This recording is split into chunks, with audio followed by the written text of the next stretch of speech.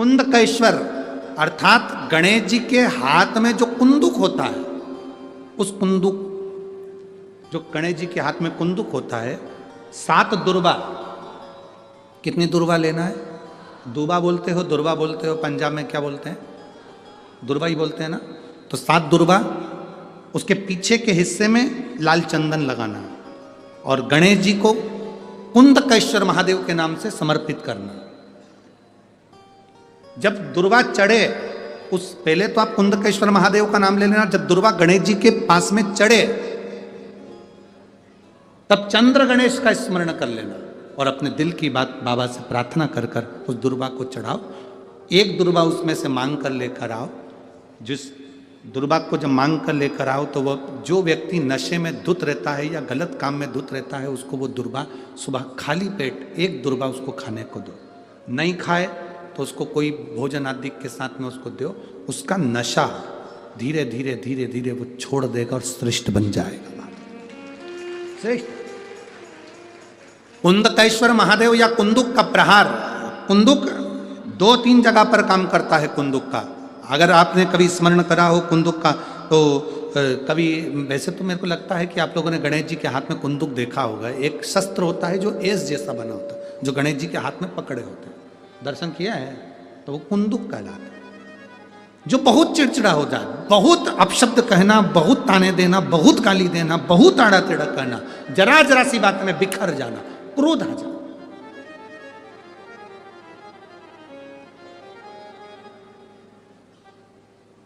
श्वेत पुष्प, सफेद पुष्प बेलपत्री के साथ जब देवाधिदेव महादेव के ऊपर समर्पित करा जाता है, थोड़ी देर चढ़े रहने के बाद बेलपत्र और श्वेत पुष्प में से सफेद पुष्प उठाकर बेलपत्री के वृक्ष के नीचे समर्पित कर दिया जाता है, जो शिवलिंग पे चढ़ाया गया, और उसका एक श्वेत पुष्प उठाकर शिव का चढ़ा हुआ बेलपत्री के वृक्ष के नीचे समर्पित कर दिया जाता है।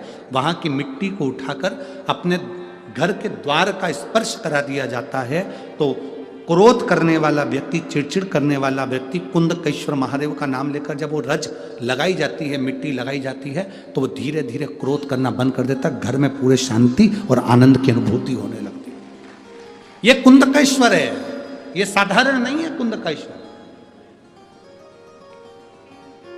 माता पार्वती ने कुंदुक उठाकर प्रहार करा, और जैसे ही माता पार्वती ने कुंदुक उठाकर प्रहार करा, प्रहार करते से विदल उत्पल के ऊपर प्रहार करते से विदल उत्पल के प्राण चले जाते हैं और वो कुंदुक भगवान शंकर के चरणों में जाकर गिर जाता है। जब शिवजी के चरणों में कुंदुक जाकर गिरा, तब शंकर भगवान के चरणों में माता पार्वती जी ने जाकर देखा तो उनके चरणों में चोट लगी हुई थी, क्षमा मांगी, चरणों में गिर गई मां। और शिवजी ने कहा, पार्वती तुम दुख ना मनाओ, तुम्हारे कुंदुक का मेरे चरणों में गिरना, मेरा नाम आज से कुंदकेश्वर होगा। पार्वती, मेरे चरणों में कुंदुक का प्रहार हुआ और मेरा नाम कुंदकेश्वर हुआ। आज के बाद मृत्यु लोक में रहने वाला व्यक्ति, उसके शरीर में अगर कोई रोग, कोई दुख व्यापेगा और वो मेरे कुंदकेश्वर की कथा को पूरी सुन लेगा या कुंदकेश्वर के नाम का उच्चारण कर लेगा, तो उसके दुख का, उसके शरीर के रोग का मैं निवारण कर दूंगा। वो कुंदकेश्वर महादेव है। बोल कुंदकेश्वर महादेव की। वो कुंदकेश्वर महादेव, कुंदुक का नाम रखकर कुंदकेश्वर। आपसे निवेदन, कभी आपको लगे कि दवाई औषधि काम नहीं कर रही, आप कुंदकेश्वर का नाम ध्यान देना इस कथा पर। शिव के मंदिर में कभी भी जाओ, तुम्हारा बेटा कोई नीट का एग्जाम दे रहा है, कोई कंपटीशन एग्जाम दे रहा है, तुम्हारी बेटी कोई परीक्षा दे रही है, तुम्हारा बच्चा, बेटा बेटी, पति पत्नी, कोई भी कोई एग्जाम में बैठने का प्रयास कर रहा है, पहले तो उससे कहो कि अपनी मेहनत 4 गुना कर, खूब पढ़, परिश्रम 4 गुना कर। और मान लो 5-6 बार दे चुका, 2-4 साल हो गए, 5 साल हो गए, तो फिर उससे कहो शंकर के मंदिर में 7 दुर्बा लेकर जाओ। कितनी दुर्बा? यहां क्या बोलते हैं झारखंड में? दुर्बा कि दूब बोलते हैं? दुर्वा, 7 दुर्वा शिव के मंदिर में लेकर गए। जब जल का पात्र साथ में, 7 दुर्वा को नीचे की ओर रखो हथेली पर, जल का पात्र हाथ में लेकर भगवान देवाधिदेव महादेव को जल समर्पित करो।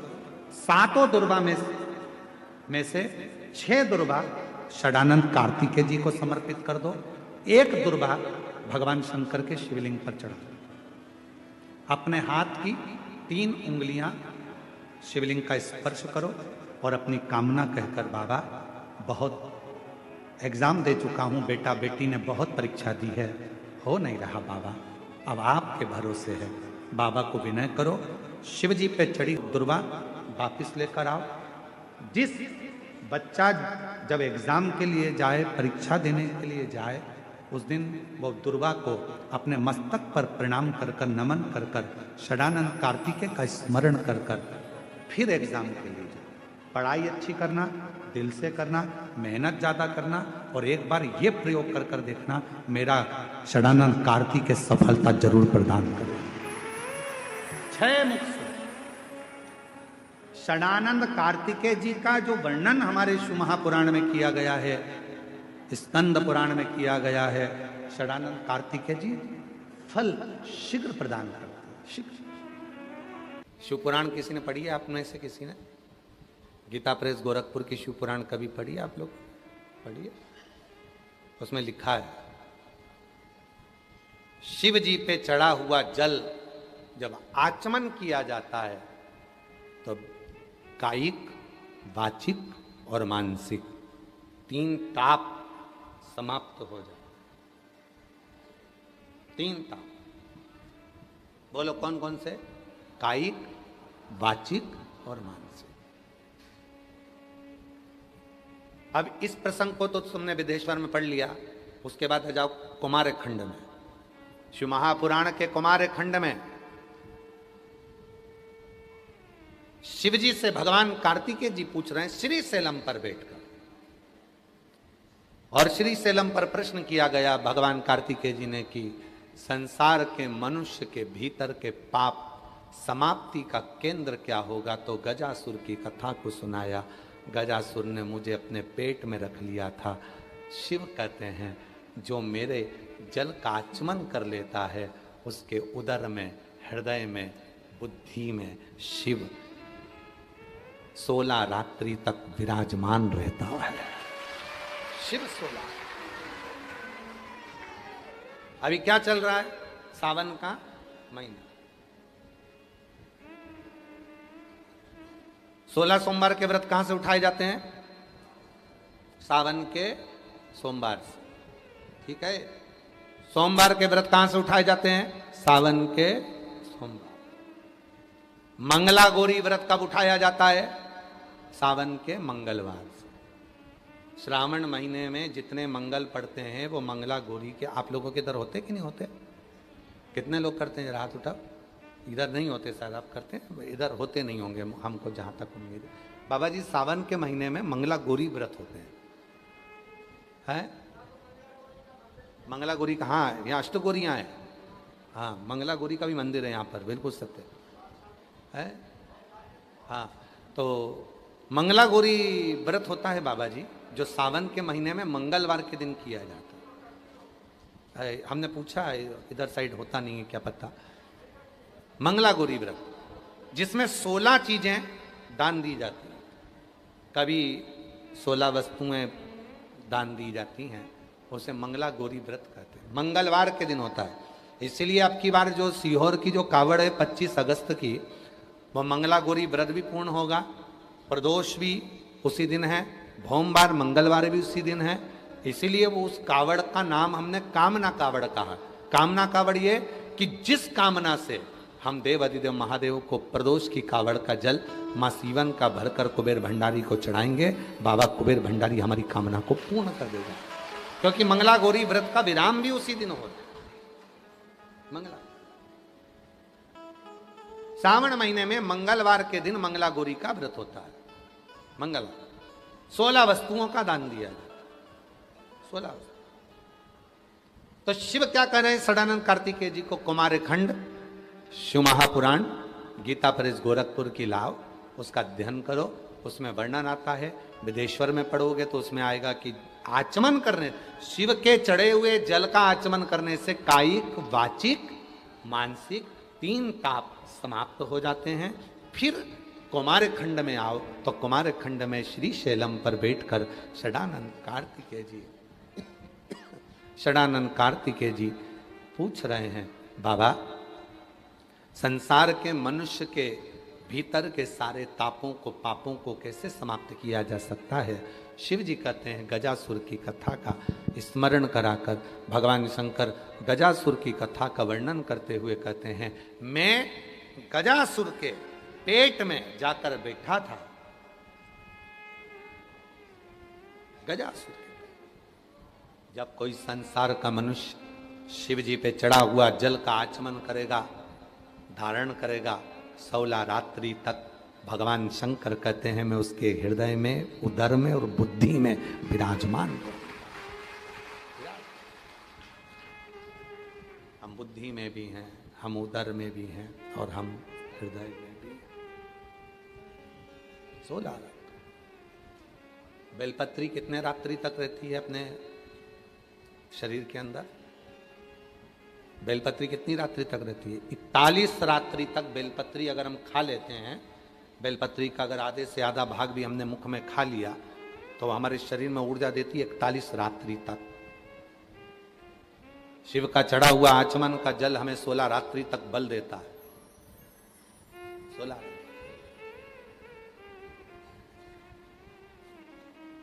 ऊर्जा प्रदान करता है।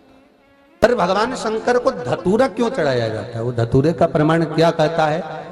तो शिव महापुराण की कथा में रुद्र संहिता के अंतर्गत महाराज अगर आप पढ़ेंगे तो उसमें व्याख्यान वर्णन मिलेगा कि मनुष्य के जीवन में प्रतिदिन असत्य बोलने में आता है।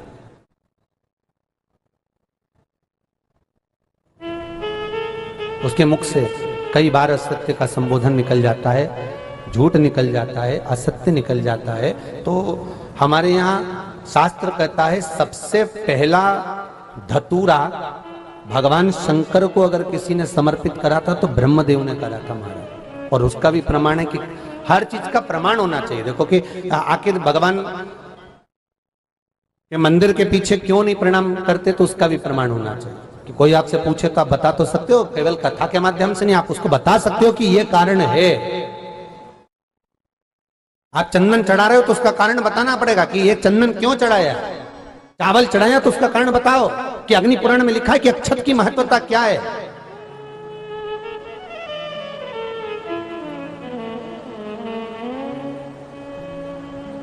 बेलपत्री चढ़ा रहे हो तो शिवलिंग का प्रमाण वर्णन करना पड़ेगा, लिंग पुराण को उठाकर बोलना पड़ेगा कि ये पार्वती का प्रतिबिंब है, ललिता जी का प्रतिबिंब है, सती का प्रतिबिंब है। एक एक चीज को आज के समय में अगर आप किसी को कोई राय दे रहे हो, कुछ बता रहे हो, तो प्रमाणित करना पड़ेगा कि ये आपको यहां से इसका वर्णन है और आपको ये करना पड़ेगा, उसके अनुसार ये कर्म है। तो शंकर भगवान को सबसे पहला धतूरा भगवान ब्रह्मा ने चढ़ाया था। जिस समय भगवान ब्रह्मा का सिर कट चुका था, अभी आप आगे कथा सुनेंगे, ब्रह्मा का जब सिर कटेगा उसके बाद जब वो स्तुति करेंगे तो देखो भगवान शंकर को प्रसन्न करने के लिए धतूरा चढ़ाएंगे। शिव जी उनको कहते हैं ब्रह्मदेव ये धतूरा आपने मुझे चढ़ाया है। और क्यों चढ़ाया? क्योंकि आपने असत्य बोला था, उस असत्य को नष्ट करने के लिए आपने मुझे धतूरा समर्पित करा।